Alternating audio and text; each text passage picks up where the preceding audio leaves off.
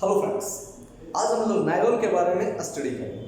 Previous lecture में हम लोगों ने रेयॉन के बारे में स्टडी किया था। ये देखा था कि रेयॉन का प्रिपरेशन किस तरह से होता है। ठीक है, मैंने आपको ये भी बताया था कि रेयॉन जो है वो फर्स्ट सिंथेटिक फाइबर है, but not the fully synthetic fibre. Rayon was the semi synthetic fibre.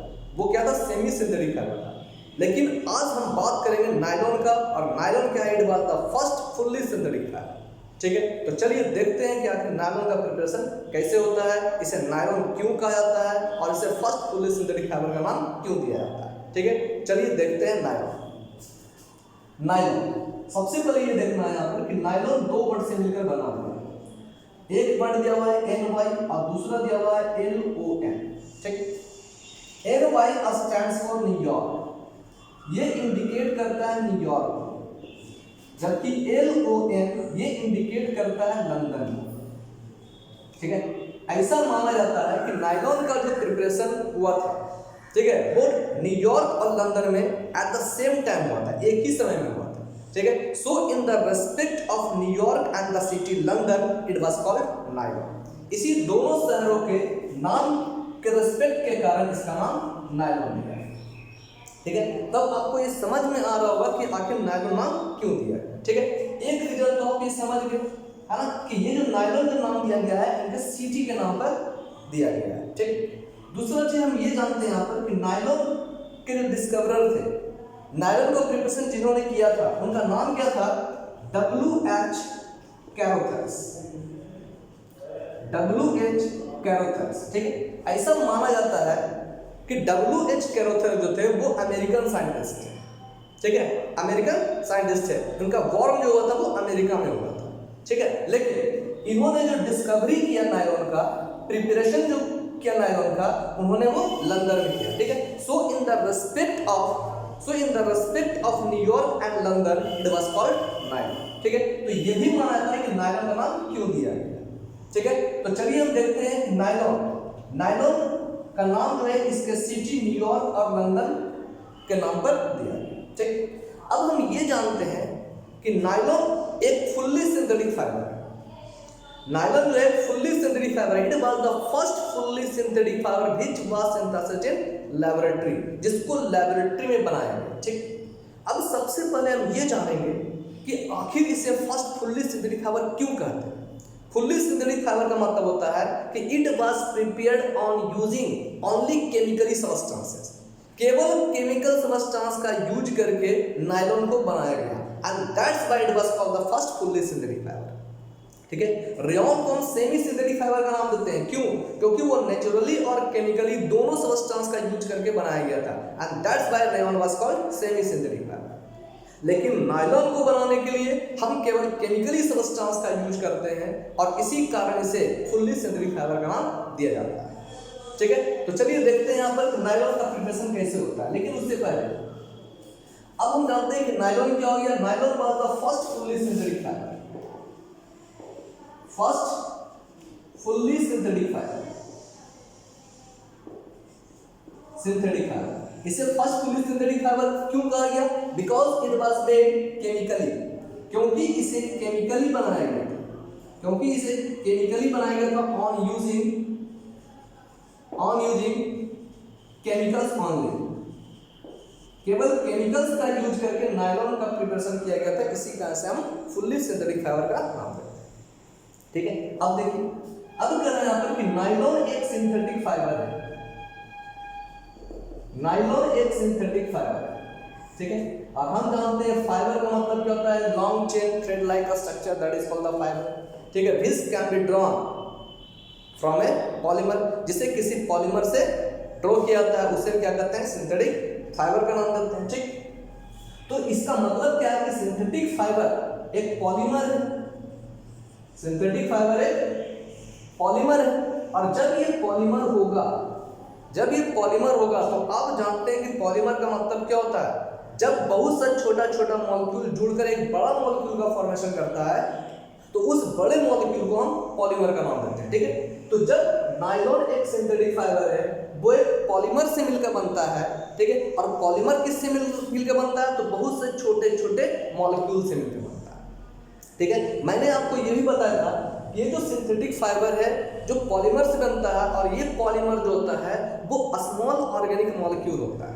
यानी इसका मतलब हुआ कि नायलॉन को बनाने के लिए हम बहुत से स्मॉल ऑर्गेनिक मॉलिक्यूल्स का यूज करते हैं। ठीक है, तो चलिए देखते हैं कौन सा ऑर्गेनिक मॉलिक्यूल हम यूज करते हैं। ठीक है, which is use in the preparation of nylon. ठीक, देखिए तो पॉलीमर को बनाने के लिए हम कुछ ऑर्गेनिक मॉलिक्यूल का यूज करते हैं। कौन से ऑर्गेनिक मॉलिक्यूल का यूज करते हैं? तो सबसे पहला हम एक ऑर्गेनिक मॉलिक्यूल यूज करते हैं हेक्सामिथिलीन, हेक्सामिथिलीन डाइएमीन, हेक्सामिथिलीन डाइएमीन। ठीक है, अब दूसरा जो ऑर्गेनिक मॉलिक्यूल हम यूज करते हैं वो क्या है? टेट्रामिथिलीन, टेट्रामिथिलीन dioic acid, tetramethylene dioic acid. और ये जो टेट्रामिथिलीन डाइओइक एसिड है, ठीक है, इसी का दूसरा नाम क्या है? Adipic acid, adipic acid. यानी इसका मतलब हो गया कि नायलॉन को बनाने के लिए हम हेक्सामिथिलीन डाइएमीन और टेट्रामिथिलीन डाइओइक एसिड का पॉलीमराइजेशन करते हैं। ठीक है, यानी हम कह सकते हैं कि by the polymerisation of hexamethylene diamine और टेट्रामिथिलीन डाइओइक एसिड से नायलॉन का प्रिपरेशन हम कर सकते हैं। ठीक है, चलिए देखते हैं कि आखिर इसका प्रिपरेशन हम कैसे करेंगे। ठीक है, चलिए जब तक इसका स्क्रीनशॉट लेना तो ले लीजिए, है ना, तो इसे मिटाना पड़ेगा। ठीक है, चलिए अब देखिए, तो अभी हमने क्या करा कि हमें प्रिपरेशन ऑफ नायलॉन के लिए हम जिस ऑर्गेनिक मॉलिक्यूल का यूज करते हैं वो ऑर्गेनिक मॉलिक्यूल कौन है? हेक्सामिथिलीन डाइएमीन और टेट्रामिथिलीन डाइओइक एसिड है, जिसे हम एडिपिक एसिड का भी नाम देते हैं। ठीक है, चलिए अब देखिए, तो जब कहा जा रहा है यहाँ पर हेक्सामिथिलीन डाइएमीन, जब n molecule of hexamethylene diamine, जब n molecule of hexamethylene diamine are polymerized with n molecule of tetramethyline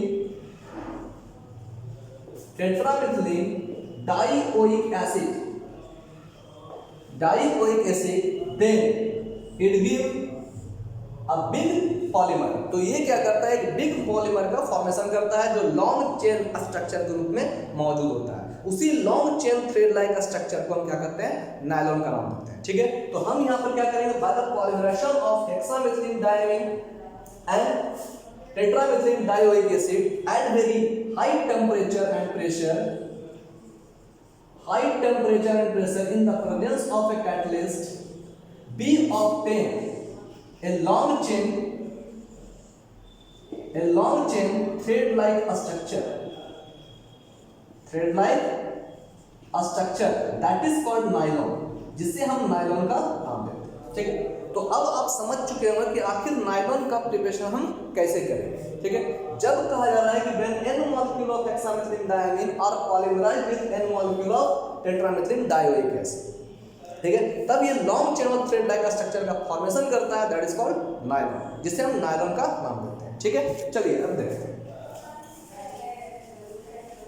अब यहाँ देखिए, ये जो दिया हुआ है हेक्सामिथिलीन डाइएमीन। ठीक है, हेक्सामिथिलीन, मिथिलीन का फॉर्मूला ये हो गया हेक्सामिथिलीन।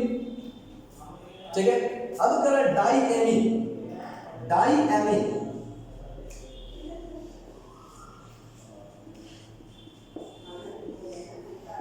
हेक्सामिथिलीन डाइएमीन। ठीक, प्लस क्या कर रहे हैं यहाँ पर कि n molecule of tetramethylene dioic acid. देखिए यहाँ पर टेट्रामिथिलीन, उसी तरह से tetramethylene dioic acid, tetramethylene dioic acid. तो जब इसका n मॉलिक्यूल और इसका n मॉलिक्यूल आपस में पॉलीमराइज किया जाता है at high temperature and pressure, ठीक है, इन the presence of the catalyst, तो क्या बनाएगा? यहाँ पर लॉन्ग चेन स्ट्रक्चर बनाएगा। अब देखिए लॉन्ग चेन स्ट्रक्चर कैसे बनेगा। ठीक है, देखिए तो यहाँ करा एसिड, इस एसिड से हम क्या करेंगे? OH, और यहाँ जो आपका NH है, ये H क्या होता है? एसिडिक इन नेचर होता है ना, जो बाहर की ओर निकलता है। जब कह रहा है वैसा H जो मोर नेगेटिव एलिमेंट से अटैच हो, हाँ, उस एच को करते हैं एसिडिक एच, ठीक। तो ये जो आपका एच है ये एसिडिक एच है, तो यहां से ये एच यहां OH से कंबाइन करके H2O जो है बाय प्रोडक्ट के रूप में बाहर निकल जाता है, ठीक है। तो देखिए कि यहाँ पर क्या होगा, ध्यान दीजिए, कह रहा है यहाँ पर, अब सोचिए कि ये बहुत सा मॉलिक्यूल जुड़ा हुआ है, यानी इसका मतलब इधर भी जो है COOH से जुड़ा हुआ होगा, इधर भी क्या है COH से जुड़ा होगा, यानी बहुत सा मॉलिक्यूल इसमें आपस में अटैच है, N मॉलिक्यूल और इसका N मॉलिक्यूल, ठीक। तो अब सोचिए, यानी यहाँ से H बाहर निकल चुका होगा OH से जुड़ने के कारण, OH से जुड़ने के कारण, तो यहाँ बचा हुआ क्या है, देखिए HN, यहाँ क्या बचा CH2 होल 6, फिर यहाँ देखिए क्या है NH, यहाँ से एक H बाहर निकल गया, ठीक। और फिर क्या है, ध्यान दीजिए, और NH, ये NH किससे जुड़ा हुआ है OC क्यों, क्योंकि यहाँ से OH बाहर निकल चुका है, ये OH इसके S से अटैच हो चुका है, H2O बाहर निकाला है बाय प्रोडक्ट के रूप में, ठीक। तो यहाँ क्या बच रहा है OC, फिर देखिए यहाँ पर CH2 होल 6, CH2 होल 6, फिर क्या हो गया यहाँ पर CO, ठीक है CO, फिर ये क्या होगा, फिर अटैच किससे होगा NH से, यानी इसी तरह से क्या होगा लॉन्ग चेन बनता चला जाएगा, ठीक है। इसी तरह से लॉन्ग चेन बनता चला जाएगा, कहां तक, N मॉलिक्यूल तक, ठीक है। और इसके साथ साथ बाय प्रोडक्ट के रूप में क्या बनता है N मॉलिक्यूल ऑफ H2O बनता है, ठीक है। तो ये जो लॉन्ग चेन स्ट्रक्चर बनता है इसी को हम क्या करते हैं नायलॉन का नाम देते हैं, ठीक है। ये जो लॉन्ग चेन स्ट्रक्चर बना इसी को हम क्या करते हैं नायलॉन का नाम देते हैं, ठीक।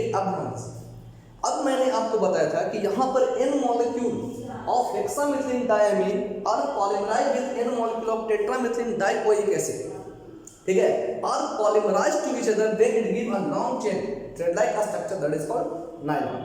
लेकिन यहाँ पर जो पॉलीमराइजेशन प्रोसेस हो रहा है, हम आपको प्रीवियस लेक्चर में ये भी बताते हैं कि पॉलीमराइजेशन प्रोसेस जो होता है वो दो टाइप का होता है, एक एडिशनल पॉलीमराइजेशन होता है, एक कंडेंसेशनल होता है। पॉलीमराइजेशन के केस में no any by product can be form, यानी एडिशनल पॉलीमराइजेशन के केस में कोई भी बाय प्रोडक्ट का फॉर्मेशन नहीं होता है, लेकिन in case of condensational polymerisation by product का फॉर्मेशन होता है। तो यहाँ पर देखिए बाय प्रोडक्ट का फॉर्मेशन हो रहा है, यानी इसका मतलब है कि ये जो प्रोसेस है पॉलीमराइजेशन तो है, लेकिन पॉलीमराइजेशन में भी कंडेंसेशनल पॉलीमराइजेशन, ठीक है। यानी हम कह सकते हैं कि बाय द कंडेंसेशनल पॉलीमराइजेशन से नायलॉन का फॉर्मेशन किया जा सकता है, ठीक है। तो देखिए आप नायलॉन का फॉर्मेशन किस तरह से हो सकता है, ठीक है। चलिए अब हम देखते हैं आखिर कि नायलॉन का यूज हम कहाँ पर करते हैं, ठीक है। नायलॉन का यूज हम कहाँ पर करते हैं, ठीक है। इसका स्क्रीनशॉट ले लीजिए, हाँ, इसके बाद हम इसके यूज के बारे में स्टडी करें, ठीक है। चलिए हो गया, हाँ। चलिए अब देखिए,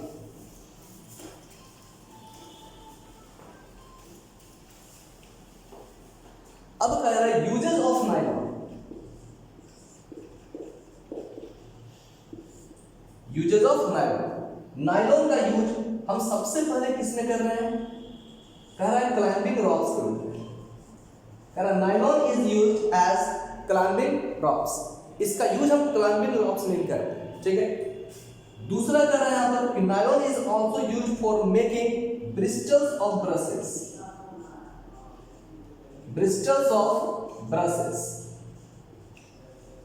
ब्रिस्टल्स ऑफ ब्रश के ब्रिस्टल्स को बनाने के लिए भी हम नायलॉन का यूज करते हैं, ठीक। नेक्स्ट फिशिंग नेट्स बनाने में, फिशिंग नेट्स बनाने में भी हम नायलॉन का यूज करते हैं, ठीक। नंबर 4 पैराशूट्स बनाने में हम नायलॉन का यूज करते हैं, ठीक। अब क्वेश्चन ये राज होता है कि आखिर हम नायलॉन का यूज इन सब में क्यों करते हैं, ठीक है। क्योंकि नायलॉन जो है इसका प्रॉपर्टीज जो होता है वो दूसरे सिंथेटिक फाइबर से अलग होता है, ठीक है। ध्यान दीजिए क्या क्या होता है। नायलॉन जो होता है बहुत ही ज्यादा स्ट्रॉन्ग और light in weight synthetic fibre होता है, ठीक है। ये बहुत ज्यादा स्ट्रॉन्ग भी होता है और लाइट इन वेट भी होता है, सबसे पहला प्रॉपर्टीज ये। दूसरा प्रॉपर्टीज क्या है कि ये जो नायलॉन जो होता है, ठीक है, ये जो नायलॉन जो होता है, ठीक है, इसका वाटर एब्जॉर्बिंग कैपेसिटी बहुत ही कम होता है, यानी it has low water absorbing capacity, water absorbing capacity, इसका वाटर एब्जॉर्बिंग कैपेसिटी, लो वाटर एब्जॉर्बिंग कैपेसिटी, इसका वाटर एब्जॉर्बिंग कैपेसिटी बहुत ही लो होता है, यानी ये ज्यादातर वाटर को एब्जॉर्ब नहीं कर पाता, ठीक है। और जब वाटर को जब ज्यादा एब्जॉर्ब नहीं कर पाएगा तो ये क्या करेगा, ठीक है, it dry up so quickly, यानी बहुत ही तेजी के साथ क्या होता है, ये ड्राई अप भी कर जाता है, ठीक है, ये ड्राई अप भी कर जाता है, ठीक है। इसके अलावा भी बहुत से प्रॉपर्टीज है इसके, ठीक है, जैसे ये क्या करता है, ये लॉन्ग लास्टिंग भी होता है, ठीक है, ये क्या होता है, लॉन्ग लास्टिंग भी होता है, ठीक है, बहुत से कलर में अवेलेबल भी होता है, हाँ। तो इन सब के कारण जो है, इन सब रीजन के कारण nylon is used for climbing ropes, bristles of brushes, fishing nets, parachute, है ना, etc, यानी बहुत से चीज में इसका यूज किया जाता है, ठीक है। तो आई होप आपको ये वीडियो अच्छा लगा होगा, है, तो please like, share and subscribe. तब तक के लिए सेफ रहें from the covid. Thank you.